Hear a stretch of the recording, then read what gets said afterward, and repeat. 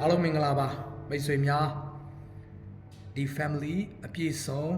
ပြောပြပေးခြင်းနဲ့ sofa ကိုတူတူကကျွန်တော်တို့ပြောကြည့်ရအောင် do re mi fa sol la ti do ကျွန်တော်ကော့အနေနဲ့ကျွန်တော်ပြန်တီးရအောင် do re mi fa sol la ti do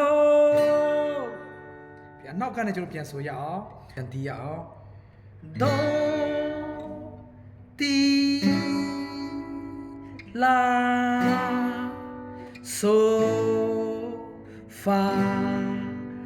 mi re do ဒီ family ကိုအပြည့်စုံဖြစ်ပါတယ်ကြည့်ရှုပေးသူအားလုံးကျေးဇူးတင်နေအားလုံးအဆင်ပြေကြပါစေနော်ဖျားရှင်ကောင်းချီးပေးပါစေအာမင်